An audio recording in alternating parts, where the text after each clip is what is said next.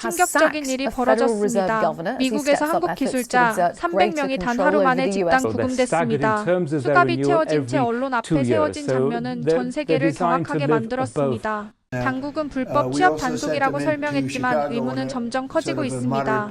여러분, 저는 오늘 그 사건의 뒤에 숨은 정치적 계산과 한국의 당당한 대응이 세계를 어떻게 바꿔놓았는지 이야기하려 합니다. 구독과 좋아요로 대한민국을 응원해 주신다면 끝까지 진실을 밝히는 데 큰 힘이 됩니다. 저는 제시카 밀러 미국 상원 통상위원회에서 일하는 보좌관입니다. 그날 새벽 제 눈앞에는 잊을 수 없는 장면이 펼쳐져 있었습니다. 300명이 넘는 한국 기술자들이 경찰 호위 아래 줄지어 끌려가고 있었죠. 손목마다 수갑이 채워졌고 언론 카메라 앞에 억지로 세워졌습니다. 누군가는 억울하다는 듯 눈을 크게 떴고 누군가는 체념한 얼굴로 고개를 숙였습니다. 그 장면은 마치 거대한 범죄 조직을 일망타진한 듯 연출됐습니다. 그러나 제 마음속에는 곧바로 한 가지 물음이 떠올랐습니다. 정말 이들이 범죄자일까요? 솔직히 말해 저는 처음엔 의심하지 않았습니다. 불법 취업 단속이라고 했으니까요. 제 아버지가 20년 전 자동화 설비 도입으로 해고당했던 경험도 제 생각에 영향을 미쳤습니다.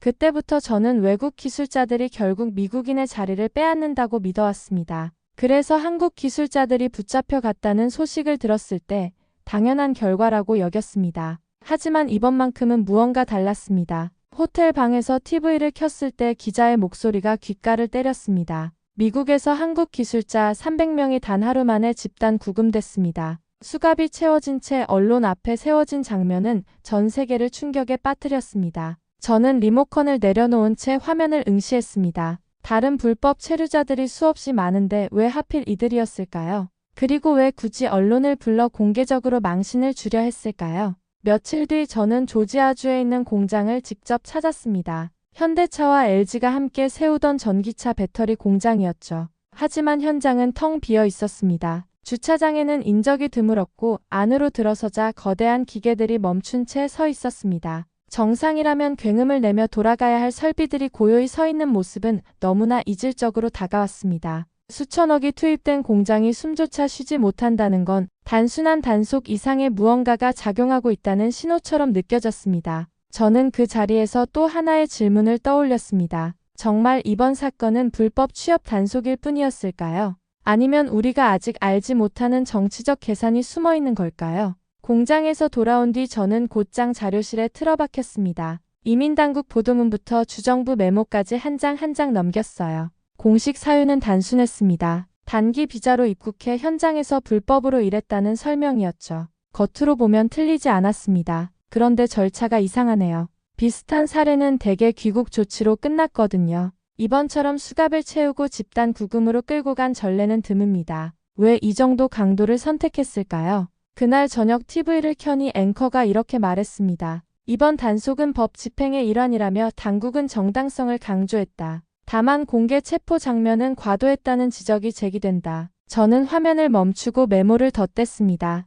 공개 연출이라면 누구에게 보여주려 한 걸까요? 표적은 누구였을까요? 다음 날 받은 내부 일정표가 제 눈을 붙잡았습니다. 단속 당일 아침에 현장 접근 제한 공지가 있었고 같은 시각 언론 풀 배정이 잡혀 있었죠. 체포 시점과 브리핑 시점이 거의 동시에 배치되어 있었습니다. 우연이라 보기 어렵네요. 누군가 정치적 메시지를 원했다는 뜻이죠. 강경함을 보여줘야 할 이유가 있었을까요? 주정부 단속국의 마이클 리드를 다시 만났습니다. 그는 짧게 말했습니다. 불법은 불법입니다. 원칙대로 했을 뿐이죠. 선거가 다가오면 유연함은 사치입니다. 그 말 안에 답이 숨어 있었어요. 선거, 보여주기, 숫자, 왜 하필 한국 기술자였는가? 이 질문도 실마리가 보였습니다. 최근 몇 달 동안 관세와 투자 조건을 놓고 줄다리기가 이어졌죠. 전기차와 배터리 공장은 지역 경제의 상징이자 선거의 무대입니다. 공장을 세우려면 숙련 엔지니어가 필요하고 그 핵심을 한국 인력이 쥐고 있었어요.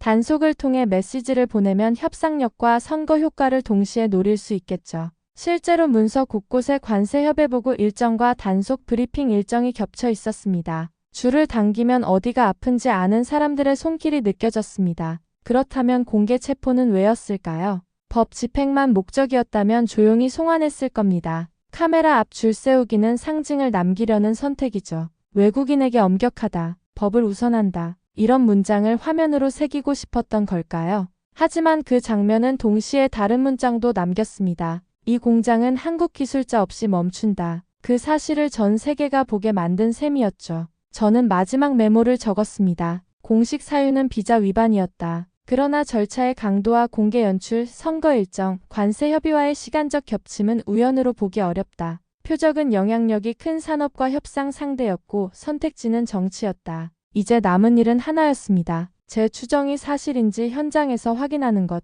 공정과 안전, 시운전 데이터, 그리고 라인을 살려낸 손의 기록이 필요했어요. 증거 없이 쓰는 보고서는 양심이 허락하지 않죠. 저는 다시 조지아로 갈 준비를 했습니다. 다음에는 숫자와 로그로 답을 들고 돌아와야 합니다. 며칠 뒤 저는 다시 조지아의 배터리 공장으로 향했습니다. 멀리서 보이는 거대한 건물은 여전히 정적에 잠겨 있었고 주차장에는 차량 몇 대만 덩그러니 놓여 있었습니다. 문을 열고 들어서자 공장은 사람의 체온이 사라진 듯 싸늘했습니다. 철골 구조물 사이로 바람이 스쳐 지나가며 윙윙거리는 소리만 메아리쳤습니다. 마치 숨을 잃어버린 거대한 생명체 같았죠. 그런데 갑자기 천장 위에서 붉은 불빛이 번쩍이며 경보음이 울렸습니다. 화면에 센서 오류라는 경고가 떠오르는 순간 관리자는 전화를 붙잡고 허둥대기 시작했습니다. 현장 직원 몇 명이 서류를 뒤적이며 오히려 더 혼란스러워 보였어요. 누군가 소리쳤습니다. 라인을 멈춰야 합니다. 그러나 누구도 앞으로 나서지 못했습니다.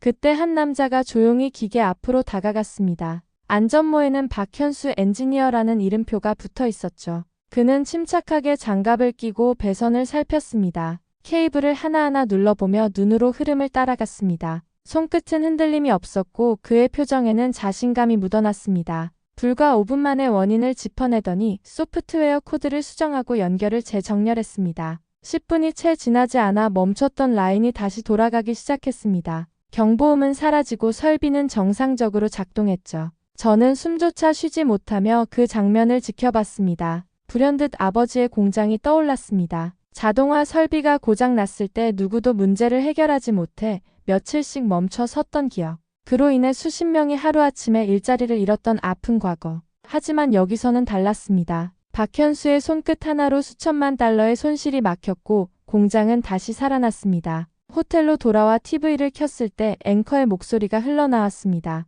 현대차와 LG의 합작 공장이 멈춰 설 경우 수천 명의 미국인 일자리가 위태로워질 수 있습니다. 전문가들은 한국 기술자들이 단순한 노동자가 아니라 첨단 산업의 핵심 인력이라고 지적합니다. 저는 화면을 바라보며 깊은 숨을 내쉬었습니다. 단순한 불법 취업자로만 보았던 사람들이 사실은 이 거대한 설비를 움직이는 심장이었다는 사실을 직접 눈으로 확인했으니까요. 하지만 의문은 더 커졌습니다. 그렇다면 왜 미국은 이토록 필요한 인력들을 구금했을까요? 왜 선거를 앞둔 시점에 이런 위험한 선택을 한 걸까요? 정말 단순히 법 집행이었을까요? 아니면 다른 정치적 계산이 있었던 걸까요? 박현수 엔지니어가 고장난 라인을 단 몇 분 만에 복구하는 모습을 본 뒤 제 마음은 크게 흔들렸습니다. 하지만 고민할 시간은 길지 않았습니다. 곧장 워싱턴에서 호출이 내려왔고 저는 긴급 회의에 참석해야 했습니다. 회의실은 차가운 공기로 가득 차 있었고 벽에는 성조기가 걸려 있었습니다. 제 자리에 앉자마자 국토안보부 관계자가 단호하게 말했습니다.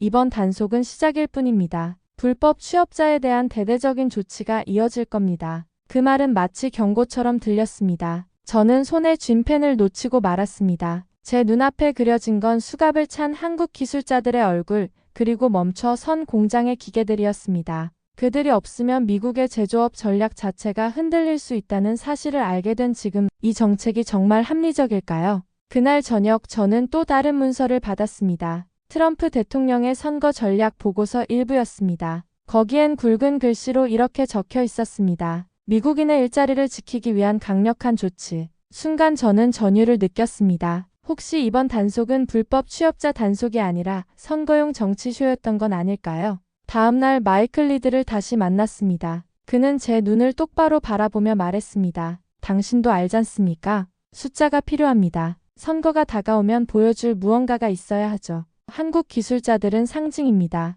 법을 집행한다는 증거 말입니다. 그는 담담하게 말했지만 그 속에 섬뜩한 냉정함이 숨어 있었습니다. 저는 마음이 무너져 내렸습니다. 불법 취업이라는 명목 아래 수백 명의 전문가들이 정치적 계산에 이용되고 있었습니다. 그런데도 정부 문서에는 한 줄도 거짓이 없었습니다. 그래서 더 위험했습니다. 겉으론 정당한 법 집행, 속으론 노골적인 압박. 호텔로 돌아오자 TV에서 뉴스가 흘러나왔습니다. 집단 구금 사태 이후 미국 내 일부 주에서는 한국 기업에 대한 규제 강화 움직임이 나타나고 있습니다. 전문가들은 이번 조치가 관세 협상과 무관하지 않다고 분석합니다. 저는 화면을 보며 깊은 한숨을 내쉬었습니다. 관세 협상, 선거 전략, 그리고 구금. 모든 퍼즐이 맞춰지기 시작했습니다. 하지만 그 퍼즐이 완성되면 무엇을 보게 될까요? 단순히 선거용 쇼일까요? 아니면 더 큰 의도가 숨어 있을까요? 며칠 뒤 저는 워싱턴의 한 회의장에서 또 다른 문서를 건네받았습니다. 제목은 간단했습니다. 투자 조건 개정안. 그러나 내용을 읽어 내려가는 순간 눈을 의심할 수밖에 없었습니다. 투자 원금이 회수되기 전까지 수익의 90%를 한국이 가져가고 미국은 10%만 가져간다. 하지만 원금을 모두 회수한 뒤부터는 정반대. 미국이 90%, 한국이 10%. 한 장의 표로 정리된 이 조건은 얼핏 공정해 보였지만 결국엔 미국이 장기적으로 모든 이익을 독식하는 구조였죠. 저는 숨이 막히는 듯 했습니다. 곧바로 TV를 켰습니다. CNN 경제 담당 기자의 목소리가 흘러나왔습니다. 미국 상무부는 한국과의 협상에서 새로운 투자 조건을 제시했습니다. 그러나 이 조건은 사실상 불평등 조항이라는 비판이 나오고 있습니다. 저는 화면을 보며 머리를 감쌌습니다. 협상이 아니라 압박이었어요. 기술자 구금이 단순한 법 집행이 아니라 협상 테이블 위에 올려진 칼자루였다는 사실이 선명하게 드러났습니다. 더 충격적인 건 트럼프의 발언이었습니다. 그는 비공식 자리에서 이렇게 말했다고 전해졌습니다. 기술자는 남아도 좋다. 한국의 기술을 미국에 남기는 게 중요하다. 그 말을 들었을 때 제 등골은 서늘해졌습니다. 단속의 목적은 불법 체류자 추방이 아니라 오히려 기술을 붙잡아 두려는 계산이었던 걸까요? 마이클 리드의 말이 다시 떠올랐습니다. 숫자가 필요합니다. 상징이 필요합니다. 그 숫자와 상징은 결국 선거용 무기였던 겁니다. 트럼프 대통령은 이번 사건을 통해 두 마리 토끼를 잡으려 했습니다. 대외적으로는 한국을 압박해 불리한 조건을 받아내고 대내적으로는 지지자들에게 불법 취업자를 단속했다는 강경 이미지를 심어주려 했던 것이죠. 그러나 저는 또 다른 질문을 떠올렸습니다. 정말 이 전략이 성공할 수 있을까요? 한국 기술자들이 빠져나가면 공장이 멈추는 현실을 미국이 과연 감당할 수 있을까요? 언론도 서서히 그 문제를 제기하기 시작했습니다. 워싱턴 포스트는 사설에서 이렇게 썼습니다. 단속만 앞세우다가는 미국 내 수만 개의 일자리가 오히려 사라질 수 있다. 문제는 불법 취업이 아니라 숙련 인력 부족이다. 그 문장을 읽는 순간 제 머릿속에 새로운 의문이 피어올랐습니다. 혹시 이번 단속은 단순히 한국만을 겨냥한 게 아니었을까요? 더 큰 판, 즉 미국 내 선거 전략과 제조업 전체를 걸고 벌어진 정치 게임이었던 건 아닐까요? 공항 귀국 게이트에서 기술자들이 줄지어 나오던 순간 그들의 손에는 아직도 붉은 자국이 남아 있었습니다. 수갑과 케이블 타이의 흔적이었죠. 가족들이 달려와 울며 켜안는 장면은 생방송으로 전 세계에 퍼져나갔습니다. 사람들은 물었습니다. 도대체 동맹국 사이에 이런 일이 가능하단 말인가? 그날 밤 저는 호텔 방에서 리모컨을 돌리다 CNN 생방송의 시선을 고정했습니다. 앵커는 차분하지만 날카롭게 말했습니다. 만약 이들이 불법 노동자라면 왜 다시 귀국을 허용했을까? 그리고 왜 미국 언론 앞에 세워야 했을까? 단순한 단속이라 보기엔 의문이 남습니다. 그 멘트를 들으며 제 가슴 속에서는 또 다른 파장이 일어났습니다. 이제 세계도 이상하다고 느끼기 시작한 겁니다. 한국 정부의 반응은 예상보다 단호했습니다. 외교부 장관은 긴급 기자회견에서 국익에 반하는 불평등 합의는 절대 서명하지 않겠다고 못을 박았습니다. 대통령 역시 국무회의에서 직접 말했죠. 좋은 조건이면 언제든 협력하겠지만 불리한 조건은 합리적으로 거부하는 게 당연하다. 이 발언은 국민들에게 강한 울림을 줬습니다. 우리는 더 이상 끌려다니지 않는다는 메시지였죠. 하지만 미국 내부에서는 균열이 더 크게 벌어졌습니다. 워싱턴 포스트는 한국 기술자 귀국 직후 논평에서 미국 제조업, 르네상스가 뿌리째 흔들릴 수 있다고 경고했습니다. 뉴욕타임스는 더 직설적이었어요. 정치적 이벤트가 끝내 수만 개의 일자리를 앗아갈 수 있다. 공장이 멈추면 일자리도 사라진다는 단순한 논리였지만 사람들에게는 무엇보다 설득력 있게 다가왔습니다. 저는 자료를 뒤적이다 노동통계청이 발표한 수치를 다시 확인했습니다. 제조업 분야에서만 46만 개의 일자리가 비어있다는 충격적인 사실. 이 상황에서 기술자들을 돌려보내 버렸으니 타격은 불 보듯 뻔했습니다. 그 공백을 메울 수 있는 사람은 아무도 없었습니다. 트럼프 진영도 예상치 못한 역풍을 맞았습니다. 처음에는 불법 취업 단속으로 지지자들의 박수를 받았지만 며칠 지나지 않아 조지아와 미시간에서 노조 반발이 터져나왔습니다. 일자리를 뺏긴 게 아니라 이제 일자리 자체가 사라질 판이다. 공장이 늦춰지면 고용 약속도 지연되니까요. 선거를 앞둔 트럼프에게 치명적인 약점이었습니다. 결국 그는 서둘러 톤을 바꿨습니다. 자신의 소셜 계정에 이렇게 적었습니다. 우리는 한국과의 협력을 환영한다. 다만 합법적인 절차를 지켜달라. 한국 기술자들의 역량은 세계 최고 수준이다. 얼마 전까지만 해도 강경하게 몰아붙이던 태도는 사라지고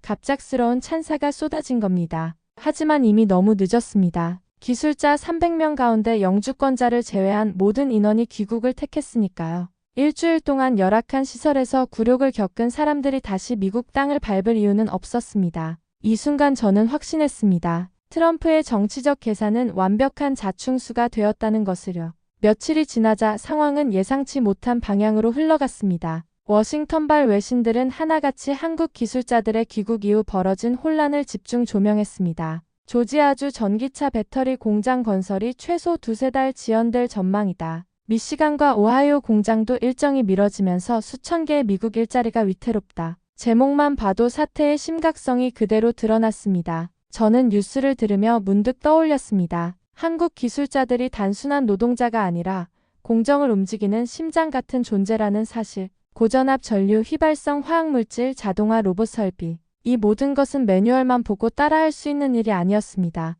현장에서 문제를 즉각 파악하고 손으로 해결하는 능력. 바로 그게 미국이 아무리 돈을 쏟아도 얻을 수 없는 무형의 자산이었습니다. 한 라디오 인터뷰에서 루즈벨트 연구소의 경제학자 베토니 존슨은 이렇게 말했습니다. 이번 사태가 보여준 것은 단순합니다. 미국 제조업은 외국 기술자 없이는 작동하지 않는다는 점입니다. 특히 한국의 인력은 대체 불가능한 수준이죠. 그 발언을 듣는 순간 저는 뭔가 가슴속에서 울림이 차오르는 걸 느꼈습니다. 한국 기술자의 진짜 가치를 세계가 인정하기 시작한 겁니다. 한국 정부도 곧장 대응에 나섰습니다. 외교부 장관은 미국 국무장관과의 회담 자리에서 새로운 요구를 꺼냈습니다. 한국 전문 인력이 안전하게 일할 수 있는 별도의 비자 제도를 신설해야 한다. 처음에는 미국 측이 난색을 보였지만 곧바로 언론이 들끓자 협상의 흐름이 달라졌습니다. 이제는 한국이 조건을 제시하는 입장이 된 것입니다. 더 놀라운 건 다른 나라들의 반응이었습니다.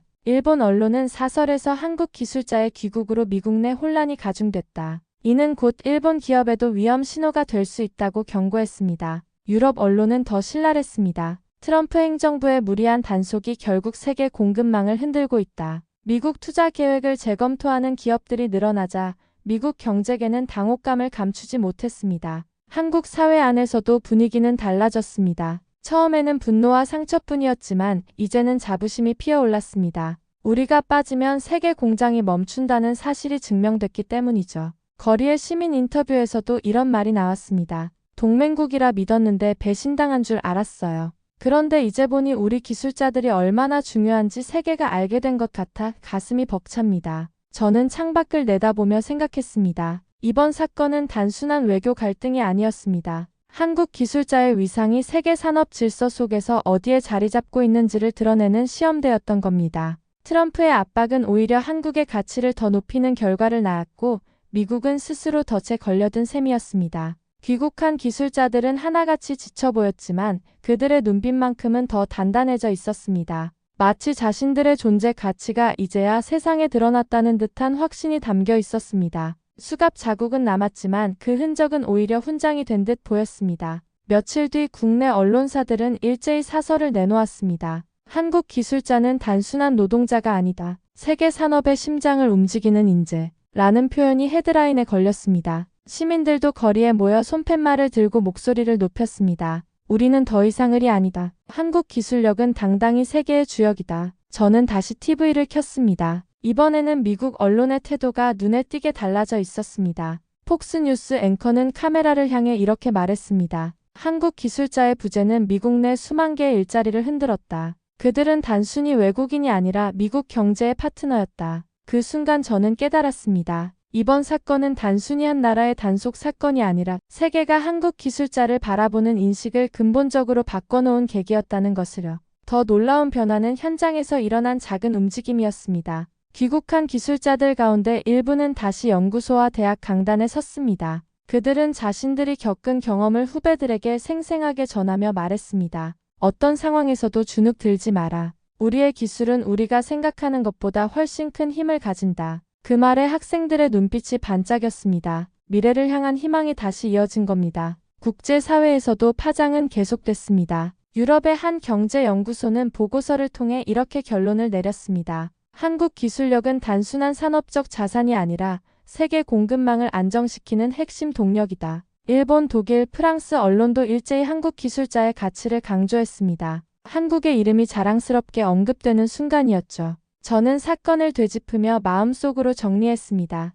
트럼프의 압박은 한국을 굴복시키려 했지만 결과적으로는 정반대의 결말을 가져왔습니다. 오히려 한국의 당당한 대응과 기술자의 가치는 세계가 부정할 수 없는 진실로 굳어졌습니다. 정치적 게임 속 희생양이 될 뻔했던 사람들이 결국은 세계가 존경하는 전문가로 자리매김하게 된 겁니다. 마지막으로 저는 이 사건에서 배운 점을 잊지 않으려 합니다. 사람을 도구로 대하지 말 것, 기술자를 범죄자 취급하지 말 것. 한국 기술자는 단순한 일꾼이 아니라 세계를 움직이는 동력이다. 이 진실이 확인된 이상 한국은 결코 예전처럼 흔들리지 않을 것입니다. 화면이 어두워지며 자막이 흘러나옵니다. 한국 기술자는 대체 불가능하다. 그리고 우리는 그 사실을 증명했다. 여러분, 오늘 이야기 어떠셨나요? 단순한 단속이라 치부하기엔 너무나 큰 의미가 담겨 있었습니다. 수갑을 차고 끌려갔던 한국 기술자들이 오히려 세계의 산업을 멈추게 했고 결국 그들의 진짜 가치가 드러났습니다. 우리는 더 이상 뒤에서 따라가는 나라가 아닙니다.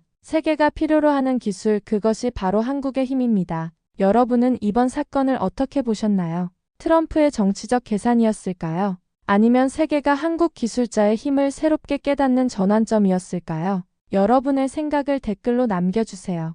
1번 트럼프의 계산이 자충수가 되었다고 생각하신다면, 2번 한국 기술자의 진짜 가치가 세계에 드러난 계기였다고 보신다면, 지금 바로 의견을 남겨주시면 감사하겠습니다. 구독과 좋아요는 저희가 더 많은 진실을 끝까지 파헤칠 수 있는 큰 힘이 됩니다.